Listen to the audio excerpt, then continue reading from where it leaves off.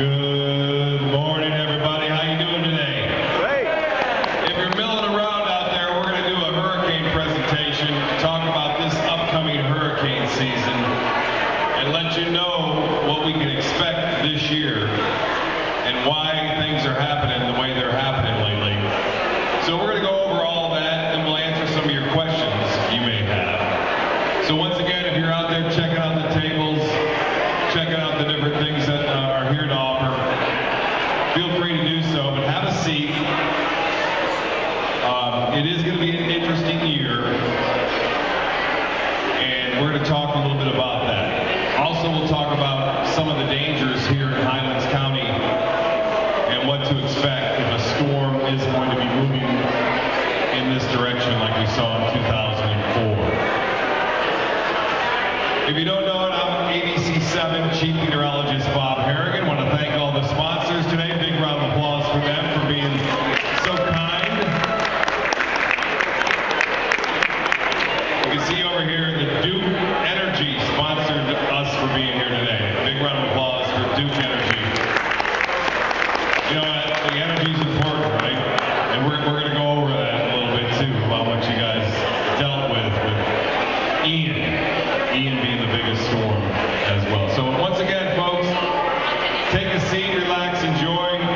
I'm going to do a little presentation, and I'm going to answer your questions. A lot of times the questions really can be channeled into an area that I may have not touched on during my presentation. So have some questions. I know you have some concerns. This may be your first season down here. How many people first season? Hurricane season. Oh, quite a few. Good for you. You know, the main thing that they found out that people that come to hurricane safety expos do so much better, you know, before, during, and after a storm, that it's remarkable how much better they do because they get the information that's necessary when it comes to these storms. So once again, we're going to start this off with a forecast. Partly cloudy skies today, chance for late day showers, high temperatures in the low 90s, heat index up near 104. Big round of applause for that. No, I'm just kidding. That's too hot. All right, if you don't know it, I'm ABC7's Bob Harrigan. I've been doing the weather for 38 years at ABC7. It's a long time. And yeah. I started out when I was a young man, and I didn't cover hurricanes much. I covered tornadoes. I'm from the University of Kansas. So Jayhawk, true and true. But I was starting out in Kansas when I was a kid going to school chasing tornadoes. Little did I know that chasing tornadoes would turn into a multi-million-dollar business. That's going on right now out there in the Midwest, the Plain States. All right, here we go, folks. 38 years, University of Kansas. I flew into two hurricanes. I flew into Hurricane Bertha in 1996, and I flew into Hurricane Ivan in 2004. I was aboard a Hurricane Hunter aircraft at the time, and it was a heck of a flight, both of them. So we'll talk about that. So here's the presentation. They see them on the monitors right there. And we're going to go ahead and start out. We're here to prepare you, not scare you. That's our intention. I can tell you this, that over the years, watching hurricanes and hurricane coverage, a lot of the major networks focus on hype. There's no doubt. There's a lot of hype with the storms. One thing in Highlands County, you guys don't get a lot of coverage when it comes to national media.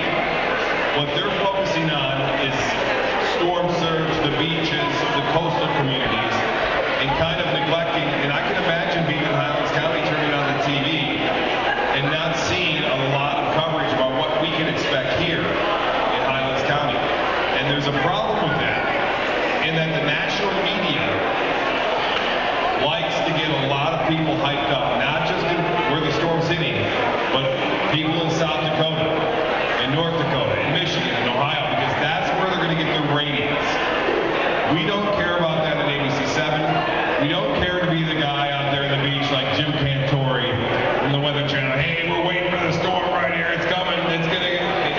You're waiting for his hair to blow, but he doesn't have any. So just remember this, that when a storm threatens, or the potential for a storm to threaten, stay local. I know you guys don't get a lot of coverage here because it's all about the coast, right? But stay local as best as you can.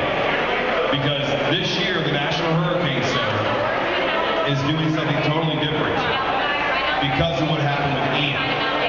It'll begin in August 15th, that they will then issue the cone of uncertainty. How many people know about the cone? You guys know about the cone? I remember talking to a hurricane director once, and he said, on my tombstone, I want it written that it should say, don't focus on the cone. Because the cone only tells you where the center of the storm is going to be in time. It doesn't tell you where the harmful impacts are going to be. And this is an important point. This season, August 15th, they've got to do something because people aren't getting the word out. So they're going to put a cone that shows all the warnings, like in Highlands County. So it'll be a little bit more impressive when it comes to what the dangers are. If you just see the cone, you think, oh, that storm's way out there. I don't have to worry about it. It looks like it's going to miss us. So that's going to be the key this year. Keep an eye on that. The cone is going to have not just where the storm center is going to go, it's also going to show all the possible impacts that are going to be taking place. And that's important for Highlands County. Look at this. This was last season. Last season, you can see the pattern. It was all out in the Atlantic. Those are all individual storms that developed last year and the lines and tracks that they took. We had one that had an impact on Florida. That was a big one. It was with Adalia, right? Another ice storm. It seems like the ice storms always get us. Ian, Irma, the one I flew into, Ivan. We have also Adalia. And we'll get to the names of the storms here in a little bit. But that was a review. The reason why all the storms were out there last year is because of one thing only, and that was El Nino.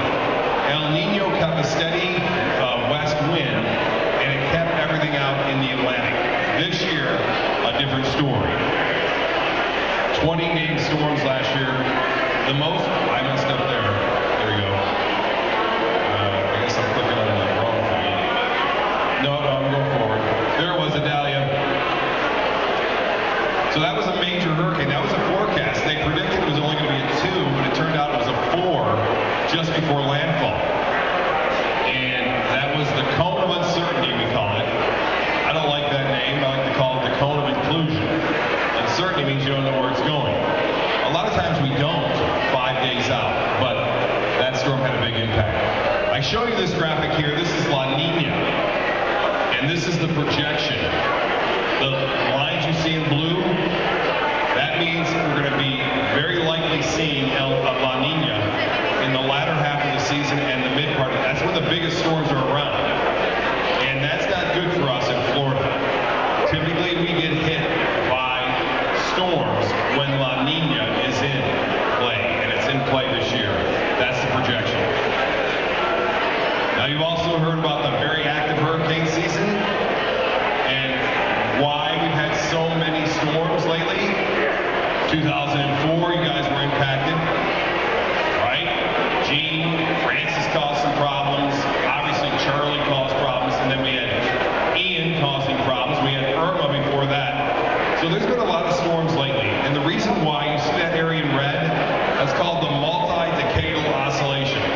I've got to know all these big terms because, you know, if I didn't, I wouldn't be a meteorologist. But anyway, what that means is this, is that the Atlantic Ocean is warm for several decades.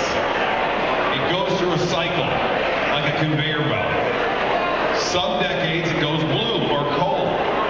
Right now we're in a warm phase. It started in 1995.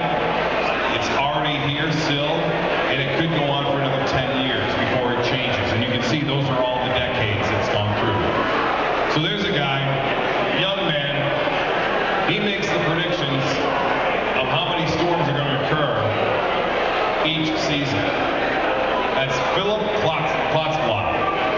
Dr. Philip. He looks like a guy just out of high school. And anyway, he's made, that's what he reminds me of. You know that guy? That's Alfred E. Newman, isn't it? Mad, or some Mad magazine. But he doesn't have to worry because Philip Klotzblatt lives in Colorado. So he makes all these predictions. By the way, this season, he is predicting the most active season they've ever predicted. And this is over the past 3 decades. So this is going to be an active season. Is that always true? Are weather folks always right? I saw a lot of shaking of the heads there. But you never know. Again with the graphs here, this is the blue line. The blue line indicates our chances of getting hit by a hurricane in Florida. The red line indicates our chances of getting hit by a hurricane when El Nino is around. So the reason why they're making all these big predictions this year is because La Nina is going to be around. Also, the multi-decadal oscillation, the water temperatures are the warmest they've ever been, and that's fuel for storms. And it looks like we are going to see more of them developing in the main development region, which is the Maria. Maria was a very potent storm. Irma. And again, I'm not here to scare you. I'm just here to say, listen, it's going to be an active season. Now, if I came out here tonight or today and said, hey, there's not going to be but 4 storms, don't worry about it. No, you can't do that. If there's going to be 5 storms, 6 storms, it doesn't matter how many storms there are predicted, you should prepare every season for the possibility of getting hit by 1. So again, these are the names. You see your name on there? Alberto, this year they're pretty easy to pronounce. Alberto, Beryl, Chris, Debbie, Ernesto, Francine, Gordon, Helene, Isaac, Joyce, Kirk, Leslie, Milton, Nadine, Oscar, Patty, Raphael, Sarah, Tony, Valerie, and William. That's not 25 storms like they're predicting. We have to go to a supplementary list, and that's a new list. So more than likely we will get through this list. Bob, my name, has been retired. Okay? Pretty soon I will be too. You never know. 38 years doing the same thing. Partly cloudy skies today, scattered showers, highs in the low 90s. I think I'm the only person in the world that said partly cloudy skies more than anyone else. But anyway, those are the names. They're decided, by the way, by the World Meteorological Organization. And that's why sometimes you see names and you go, why did they choose that name? Well, it's other countries deciding on the names. It's not just the U.S. It's the World Meteorological Organization. And I know a couple of years ago during COVID, there was one name. It was called ICE. I can't even say it now. ICES or something like that. My boss called me and said, you're not pronouncing that right. I said, wait a minute. The National Hurricane Center has a pronunciation list. Go talk to them.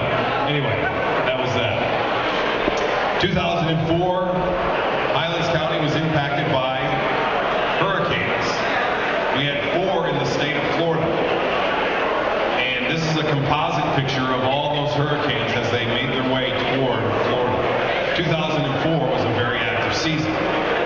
The biggest one on the West Coast was Hurricane Charlie. 2005, another composite of all the hurricanes that occurred. Katrina, Rita, those were big storms. Wilma, those were big storms. Wilma caused a big problem across Florida. So those are 2 consecutive years we were hit hard by hurricanes. And then there's the postcard that I sent out after the season was over. We are here. Listen, the National Geographic came out with this headline. Killer hurricanes. This was in 2006, prior to the start of the hurricane season. We are looking at killer hurricanes coming. And no end in sight. That was the lead headline. After they put that article out, from 2006 to 2017, there were no major hurricanes that hit the United States. In fact, over the course of 16 or 10 years, there were only a handful of storms that impacted the United States. So it just goes to show you, it's hard to predict how seasons are going to behave. Although everyone's hearing about how how busy this season is going to be, it may turn out to be a bust, and we may not get the hurricanes. We still don't know a lot about these storms. The Weather Channel, they're always ready to go because they know they get great ratings during hurricanes. During that time frame, there were no storms for Jim Cantor to chase after. So they sent them to Bermuda, they sent them to, Central America, they sent them down to the Caribbean, looking for storms, just knowing that people would watch. And the reason why I emphasize that is because, again, I tell you this, stay local, watch the local newscasts. I'm not saying my station, I'm saying local newscasts, all right? And listen to your emergency management officials. Now, Florida, if you just moved here and you don't know it, leads the nation in hurricanes. There was that's one thing. Go Florida. We're winning that battle. But remember, a lot of hurricanes hit here. Texas is up there. And this is what I want to show you this. Now, a lot of you guys are meteorologists now. You got your cell phones. You got your radar picture. You got your weather app. You go, I don't need Bob. I got my own weather right here.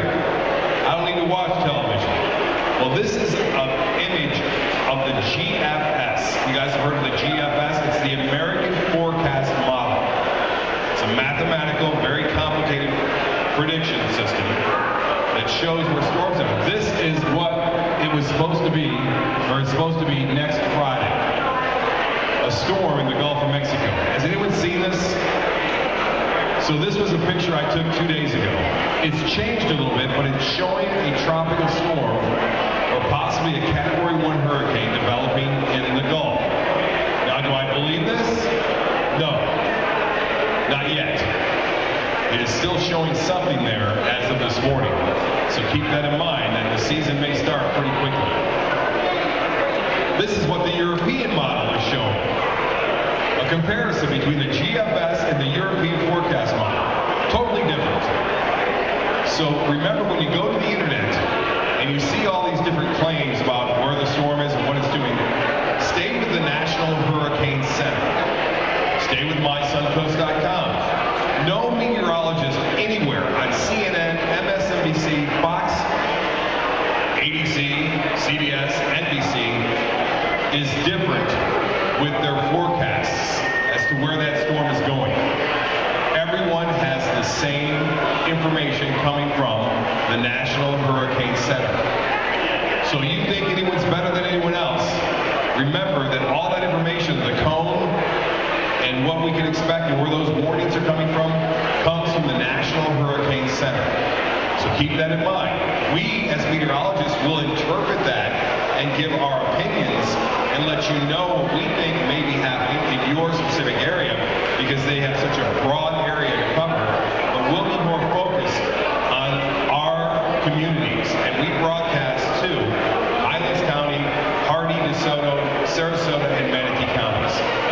So that's it. Just to show you the difference. And that's what our job is, to figure out which one's going to be right. And the GFS, the American model, is typically wrong in forecasting systems long way out. A long way out. And this is a long way out right here. Be careful on the internet. That little arrow that I got right there, that's a shark swimming down the road on Bayshore Boulevard in Tampa.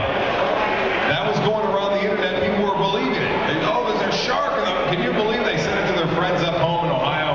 They're going, I don't know, that looks crazy. That never happened. And especially with AI now around, artificial intelligence, you're going to see more and more things on the internet. You're going to go, I don't know about that. That's what you should do. Question everything you see that doesn't come from our station, the affiliates in Tampa, and on the National Hurricane Center, okay? Those things you can believe and trust.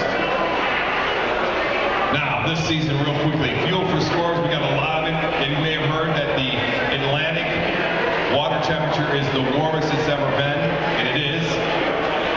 It's warmer than it's ever been this time of year in the Atlantic and in the Caribbean.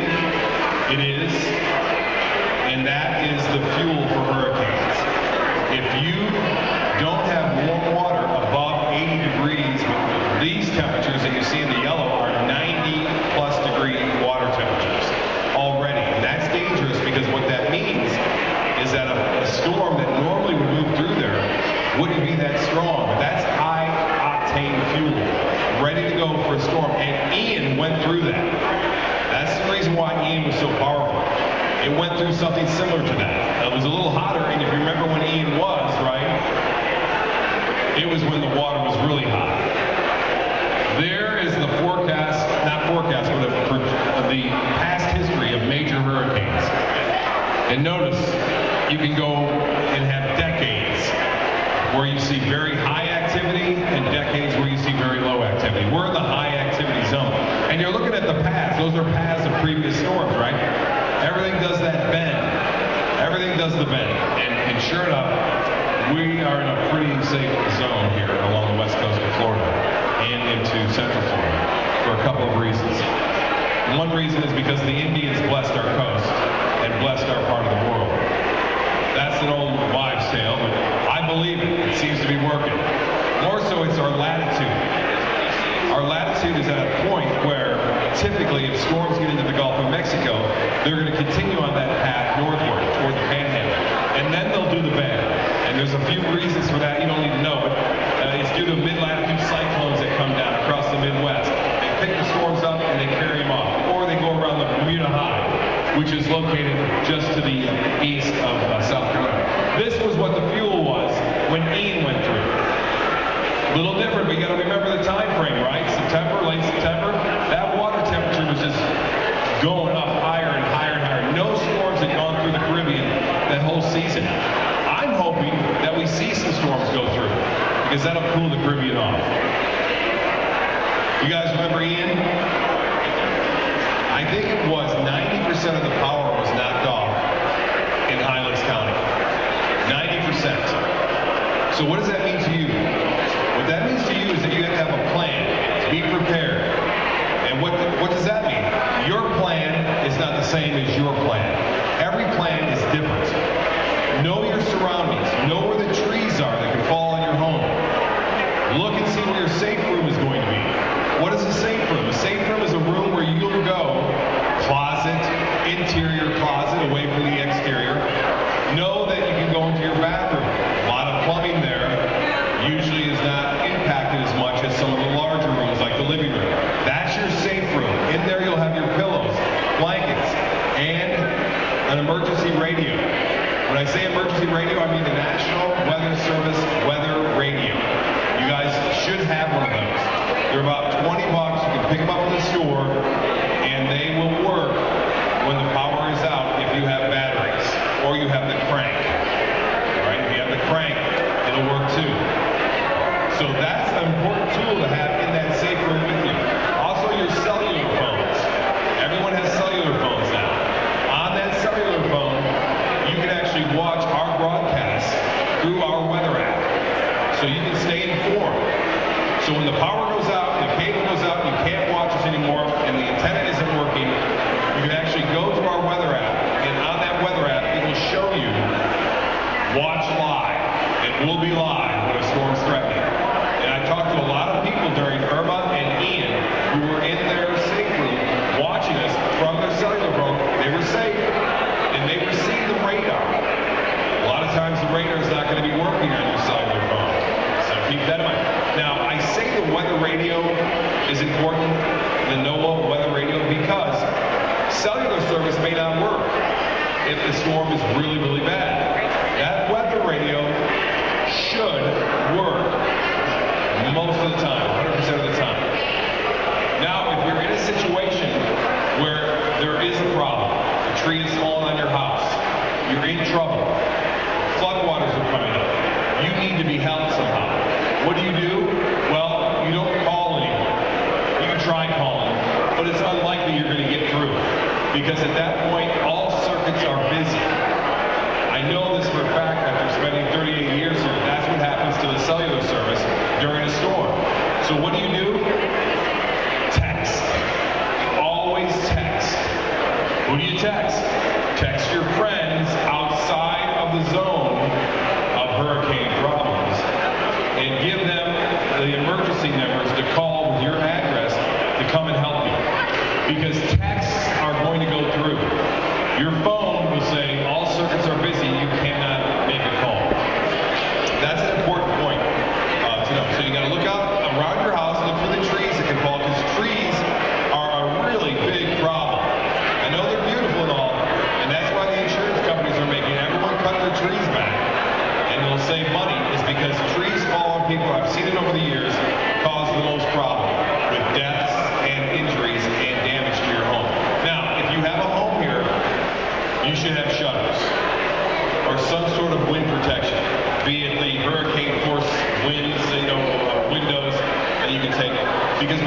shoveling does is it keeps the wind out of your home. All right? And having a good roof is also very important. Having a sturdy garage door is a big deal. I've got my house in Northwest Bradenton that has reinforced frame for the garage door, simply to keep the wind out of the house. Once you have a penetration into your home, be it a tree or a branch goes through a window, then the air can get in. It's very hard to stop that. Once the air gets in, your house isn't pressurized to take those kind of winds inside. And what happens is like an airplane. It's called the Bernoulli effect. The air comes in here, and then on the roof, it's going up over the top, so it peels the roof off. That's what it's doing. So that's why you have to have, and you should have, hurricane shutters on your home. Not just for the big windows, but for all windows. Okay, keep that in mind. And a good roof, the best roof ever for hurricanes are the aluminum roofs. I know those are expensive. I'm thinking about getting them eventually, but the aluminum roofs are the best when it comes to hurricane protection. I know a director in the National Hurricane Center, he said, all right, I'm going to get aluminum roofs. I'm going to give that information to my insurance company, and they're going to lower my insurance rates. He did that. He goes, Bob, I did that. The insurance company came back and said, you know what? We're going to raise your rates. I go, why is that? Because now he said your house is more expensive, more worth, more value. So we're going to charge you on that. Insurance companies, don't get me started. I don't have insurance. Here's a meteorologist who doesn't have home insurance. You know why? Because I got my windows protected. I got my doors protected. I got a reinforced garage door. I got my trees away from my home. And you know what? The deductible is so high anyway that, and I know there may be some insurance companies here, but my brother works in insurance. He works in the catastrophic department. And I said, okay, let's try that. And I've done it for 16 years.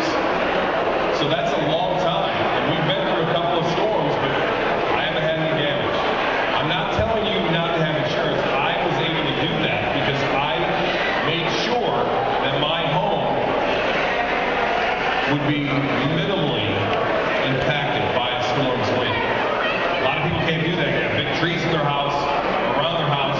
They don't have maybe they have a gabled roof, and they don't have reinforcement up in their attic to hold the roof on. So don't take my advice. But what I'm saying is there's a lot of tips out there that you guys can learn just by going to these seminars.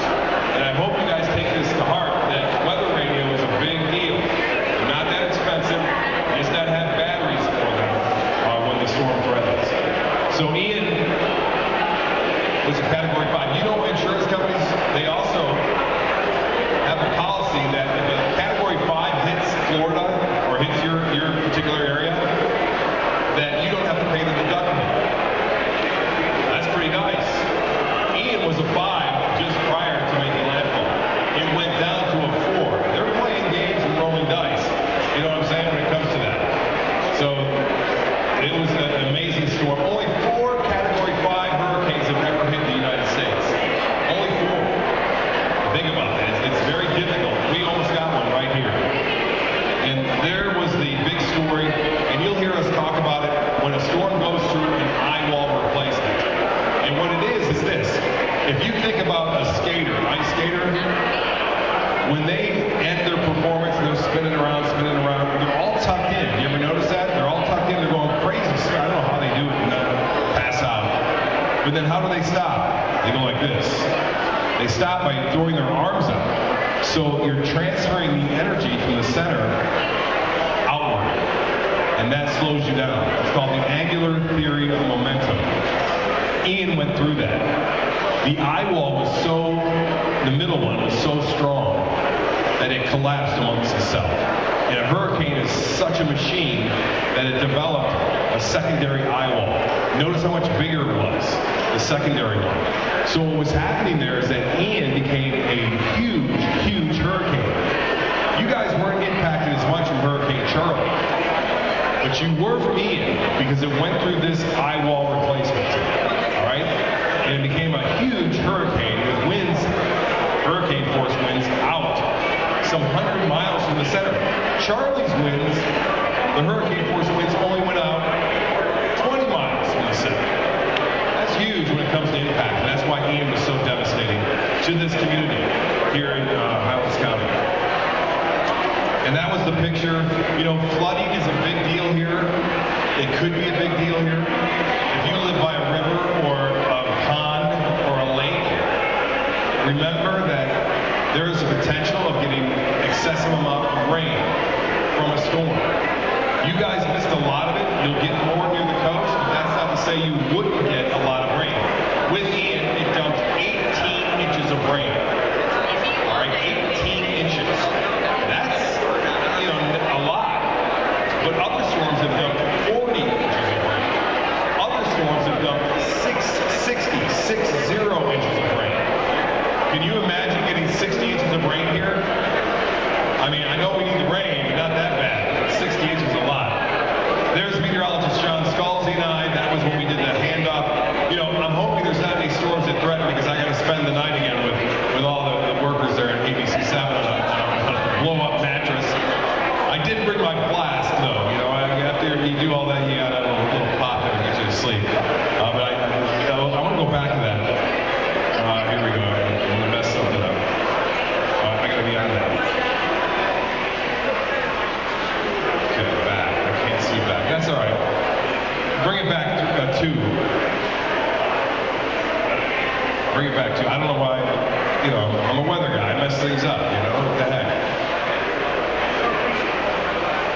Standing by. That's the bridge to Sanibel, by the way, from Hurricane Ian. You guys have seen that picture.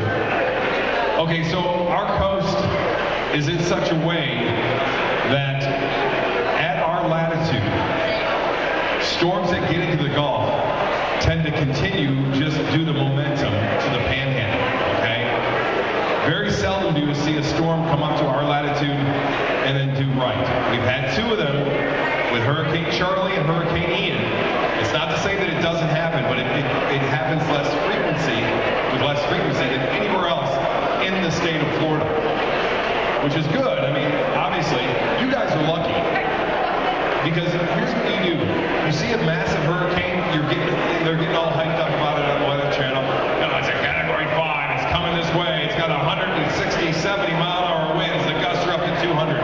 It gets very nerve-wracking, right, watching that. But what do you expect here? Well, if that storm were to make landfall into Charlotte Harbor, let's say, like Ian, by the time it reaches you, those winds will have gone down 20 to 30 miles an hour. Now you're thinking that's not that big of a deal, but it's huge. When you take a storm's winds and go just 10 miles, increase the wind speed 10 to 15 miles, the damage that you're going to see is going to be 10 times worse on the coast than it will be here. So that's the benefit of being inland in that regard. So we'll go by now and see. There we go. That was Ian. Ian, you guys don't need to worry about storm surge unless you even have someone who lives there. But the storm surge with Ian at Fort Myers Beach was 15 feet high. With Katrina, when it made it landfall into Alabama, 28 feet high. In Port Charlotte, Charlotte Harbor, if a Category 5 hurricane, and it was a classic example of a 5, the storm surge could be as high as 30 feet. Storm surge killed a lot of people at Fort Myers Beach. And it did a lot of damage.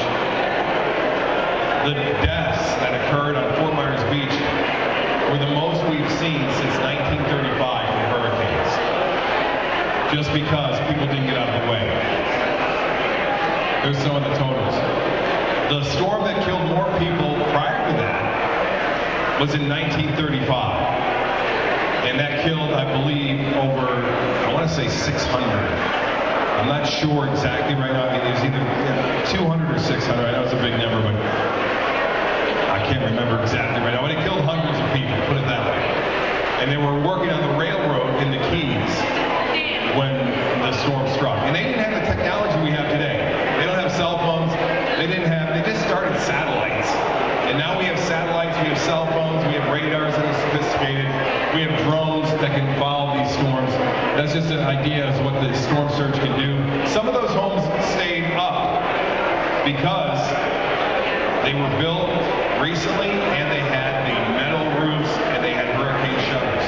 But they were destroyed inside because all the floodwaters went through them, unless they were on stilts above 15 feet in Fort Myers. This was me taking this picture and video. You can't see me, but in the background there are cattle and cows that are up on a higher ground. And that rancher right there, he was getting a big truck and they were moving them out because they were worried about those cows dying as a result of flood. And they did get them out. That was Hidden River. You guys know where Hidden River is? It's by the Mayaca River. And it flooded as a result of the 18 inches of rain. This was bad. People were worried. People were evacuated. Rain can be a big deal. That's why I said look out here in Highlands County. Most of the people that are in danger from hurricanes, it's from flooding, floodwaters. So you guys all think it's a hurricane, the winds, right? But look out.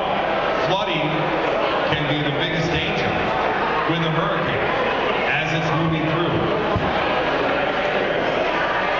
One other thing. You guys are here to prepare for the hurricane, right? Remember, prepare for after a hurricane. What does that mean to you? What that means to you is this, and I give you these little tips. I could talk for over an hour and a half on what you should do, but I'll give you the main important tips. These folks that are passing out these brochures, and I grabbed one, go through it, read it, do what they say. It's going to make a much better hurricane ride for you. But it's the after effects of a hurricane that are killing more people now. People are dying and getting hurt more so after the winds have died down. That's through heart attack, heat stroke, falling, cutting themselves with a chainsaw, not having the proper first aid kit. If you think the rescue's going to come, the government's going to take care of you right after a hurricane, you're wrong.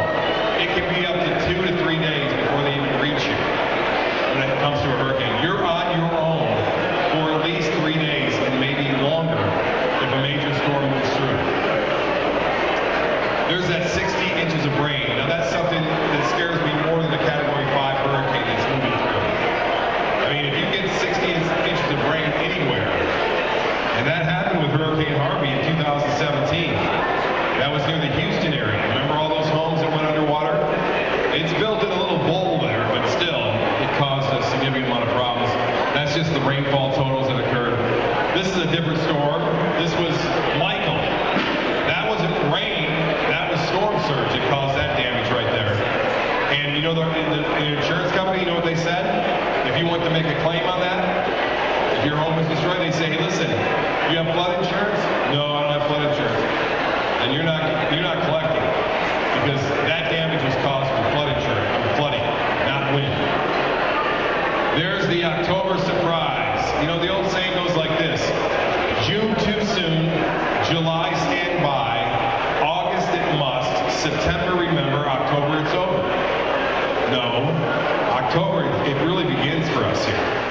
October is a month where we start to see the bends of those storms a little lower in latitude because of the mid-latitude cyclones that move across.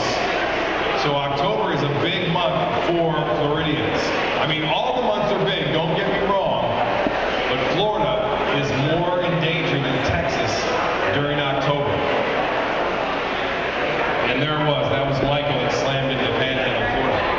Now, if you guys make decisions based on what the forecast intensity is going to be. You know, you're sitting at home, watch TV, you see the weather people going, oh, it looks like it's going to be a Category 2 hurricane. It's going, oh, we're okay. Heck, we made it through Ian. That wasn't a big deal. I'm staying here. If you have the option and you want to leave, leave. Leave early. The roadways are going to be packed. Even these roads, because people are heading east to get, heading east to get over to the East Coast, or if it's the other way around, they're heading west. You've seen it. So remember, it gets busy, especially along the coastline, along I-75. So that's always an issue. Where do you go? You guys will never be asked to evacuate. Never. Evacuations will not be a concern for you here due to a storm. The only time you'll be asked to evacuate is if you're getting flooding after the storm has moved through. All right? That's when soon you'll be asked to evacuate. But if you're just worried about a storm, you don't want to be here without power in the middle of summer, and you're not going to have air conditioning, let's get out of here. Let's go. Where do you go? You get away from where the storm may be, and that would be Ohio, Michigan, Indiana. Those people that came down and visited you, go back up there and say, hey, listen, I'm going to be here for a week, maybe longer. Can we play tennis, and where's the golf course? That's a good idea. Otherwise, hunker down at home and stay put. There's the aircraft that fly into hurricanes, and you can see the one on the bottom left. That's the one I flew in. And some of you guys from the military know that's a C-130. It's a big military transport plane. These guys do yeoman's work, and they're in there all the time, flying through these storms, getting valuable information. I flew in the one on the top too. That's a P-3 Orion, and I'm not gonna ride that drone, although I'd like to. And the top one is a high altitude jet. Now I would say in the next 10 years from now that they're going to get rid of the hurricane hunters. They're viable, they're important. They get valuable information on the storm's intensity and where the storm is going. When we flew into Hurricane Bertha in '96, we flew that day for 12 hours in flight. And the seat was not the kind that's comfortable, and there was no tray table. Okay? You strap in, they fly into that for 12 hours, because in 12 hours they can get a good handle as to where that storm is moving and how it's moving. Each time they fly through the center, they say, okay, what's my latitude and longitude? Boom, they find out, and they know where the storm's going. So very important, but the drones are going to take over. They can fly longer, there's no people to pay, there's no people to be worried about, and they can fly higher altitudes. The hurricane hunters can only go to 10,000 feet. So there's not a lot of information on what's going on above that. And these storms get to 50,000 feet. 50,000 feet. A lot of you guys are going, well, how you doing? Are you doing well on the accuracy? You guys are always wrong. People only remember when you're wrong when they got a pick. All the other days you're right on target. The National Hurricane Center is getting better. If you go through that graph, on the left are years prior, on the right is when we're at right now. And you can see the trend. It's going downward. So we're getting better at forecasting. Intensity forecasting, no. So when Michael initially was issued the forecast code, they said that Michael was going to be a Category 1 hurricane when it made landfall, 5 days out. As you just saw, when Michael made landfall, it was a Category 5 hurricane. Intensity forecasting is lacking, and they know it, and they're working on it. We want to thank Cuba for Irma. I know Irma was bad here, but Cuba helped out because of that little touch with the eye over land. It spared. I know it was terrible. It was a really bad hurricane. It could have been much worse, you guys, had Cuba not been there. And then Irma. Look at the forecast that it took. Remember Irma? If you were here for Irma, one day when it was way out there in the Atlantic, it was going to East Coast. And the next day it was going to the West Coast. So it was a windshield wiper effect. That's what it's called. And you're going, geez Louise, will these guys figure it out? Remember that if Hurricane Ian, would have been just 20 miles west of where it was near Fort Myers, 20 miles, that's it. That's a small distance. It would have hit up near St. Petersburg, Pinellas County. Look at the difference there. 20 miles? Yes. So this is a very scary situation. You don't know which way it's going, and these things aren't that accurate. In fact, if you look at the 5-day accuracy over the years, it's 200 miles difference of where that center is going to be. 200 miles. 5 days out. That's not very good accuracy. They're getting better. I would suspect that AI in 20 years from now will have figured it out and know with pretty good certainty that these storms are going to be where they're at, within 10 miles as opposed to hundreds. And then this is Florida. That's why I say October, look out. Texas is out of the woods once we get past mid-September. But October, late September and October are our biggest months here. The bottom graph, the bottom map shows all the blue dots. Those blue dots represent major hurricanes that developed during the La Nina. When storms develop in the Western Caribbean, they have an impact on Florida typically. The one on top are the major hurricanes that developed in what, I think a 20-year span, or 54 years, during La Nina, or El Nino. So we're in La Nina, that's the bottom graph, that's where a lot of storms are going to form this season. And there it is, last 100 years of all the different paths that cross the state of Florida. You can see a little bit there where Highlands County is a little bit more yellow, right, than other parts of the map, like the Panhandle and maybe South Florida. So we don't get hit here as often. And as I said, that's based on our latitude and also the high pressure system that drives the storms. Again, a close-up look of all the storms that hit. You notice that Highlands County has what? How many lines? 1, 2, 3, 4, 5. Now, I think Charlie is not included in this, but nonetheless, you guys do get hit, but not very often. That's the center, though. That's the center, so remember that. That's not just the hurricane impacts that can occur without the center hitting you. And remember, it doesn't take a lot of storms to make an active season. If you don't know it, Andrew was one of the most devastating hurricanes in the history of the United States. Category 5 hurricane that hit just south of Miami. And that was a composite of Andrew and how it went. Off to the west, off to Texas. Remember, that was in August, so Texas is more clay than September.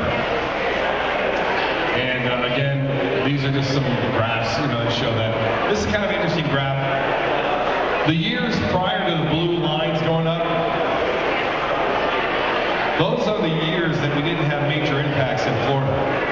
If you notice, 1950, there were not many impacts. That's when air conditioning was developed. People saw the facts that Florida wasn't hit very often in the 40s and the 30s and the 20s. And they got air conditioning in Florida. Let's everyone move to Florida. Those blue rectangular lines that go up, that's the population of Florida increasing. So there's a lot of people down here, even more so now, that have never really been impacted by hurricanes. And that's a danger for us all here. And sometimes people ask me in these things, Bob, what's going on with climate change, global warming? Are we going to get bigger hurricanes and badder hurricanes? If you see that dashed line that goes down, those are the years again. On the right is the current, on the left is the past.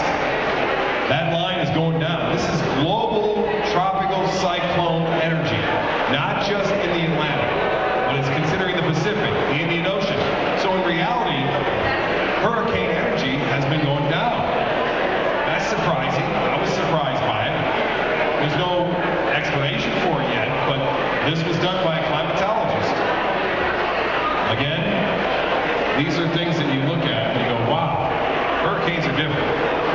They're not the same. It's just what the temperature's going to be. And then one more graph here. I don't know how long I've got to talk. I could go on for an hour. It's 11:50. Geez, I almost went on for an hour. But I show you this graph because the Hurricane Center.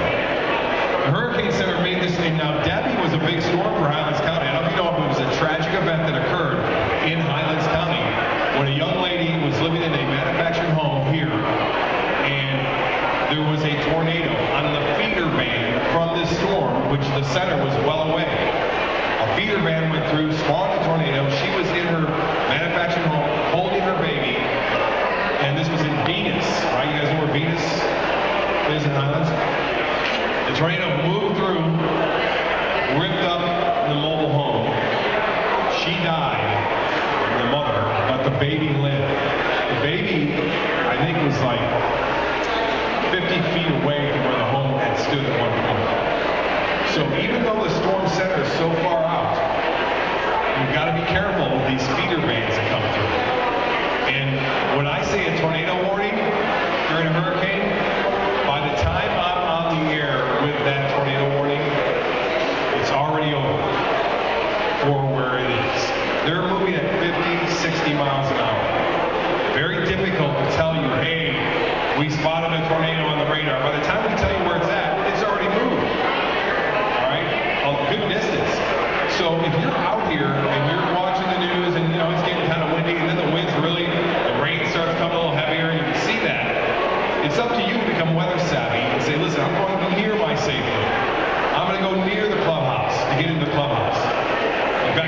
place to be if you're in a manufactured home is in the clubhouse. Okay? That's the forecast right there for that storm. That's the National Hurricane Center cone for Debbie, heading toward Texas. There's what they had to make a decision on. Those are all the forecast models. So all the lines that you see there are the different forecast models showing where the storm's going in time. A majority of them were going toward Texas. So they said, you know what? We've got to make a decision because we got to evacuate people. So they certainly went with that. Here's what the storm started doing. Well, it's not moving much.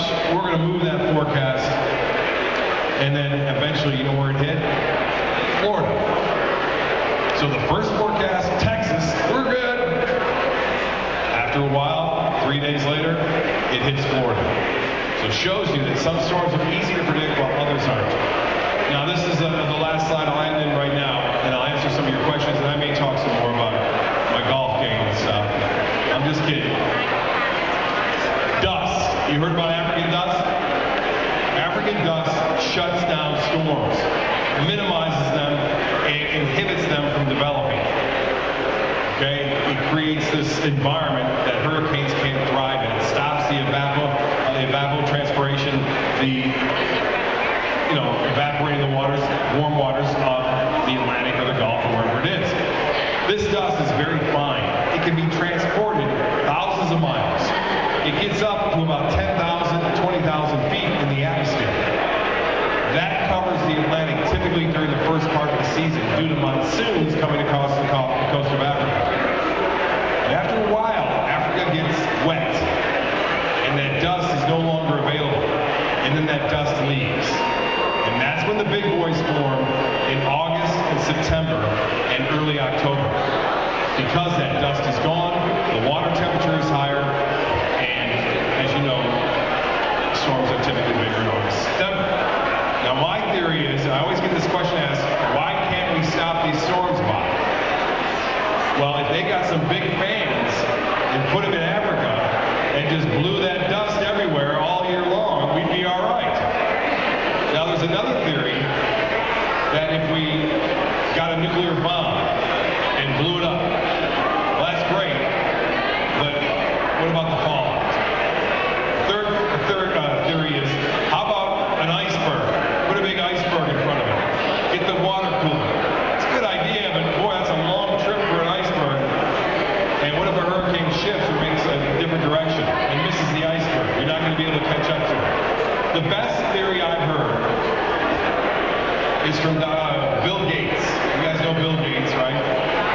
He's suggesting that you get ships, big ships, that are tethered together fairly close to one another, and they have these huge tubes that go down to 200 feet of water, 200 feet depth. And then these pumps that pump up the cold water and spread it out in front of the hurricane. He patented that idea. That's not a bad idea. I mean, will it work? No, I don't think so. It's a big, big, vast storm. These things are not small. It may weaken it, but you got to realize, if you bring a hurricane's intensity down just 10 miles, you're reducing the destructive power of that hurricane 10 times. And that's a huge savings. Now the other theory that I've come up with is, okay, we got to have hurricanes here. We got to have hurricanes in the Atlantic. We got to have hurricanes across the globe. The reason why is because they transfer heat. All right? If we didn't have them, you think it's hot here now? You would not believe how hot it would be if it weren't for hurricanes. Hurricanes are a necessary evil. They transfer excessive heat to northern latitudes, and we get the cooler air that comes down from the northern latitudes around the spin and rotation of that hurricane. Last year was perfect. Most of them were out in the Atlantic. If we could have that all the time, that would be great. So back to my fan theory. Put up a bunch of fans along the east coast of the United States, and whenever a storm threatens, you just turn them on, and it blows everything out in the Atlantic. Now you got to realize that's very expensive, because you got to get those fans up to 30,000 feet, and they got to be big. But you think about the cost, $100 billion loss from Ian, $100 billion, I can't even think of $100 billion worth of loss. That was one most costliest storm ever. Over $100 billion. So these storms that are adding up cost-wise, no wonder why insurance companies are saying, adios, Florida, we're leaving. The cycle of pattern is going to continue, at least for another, how many years? It could be up to 10 more years, and we're going to see very active hurricane seasons. So it's up to you to prepare and get ready like you're doing here today.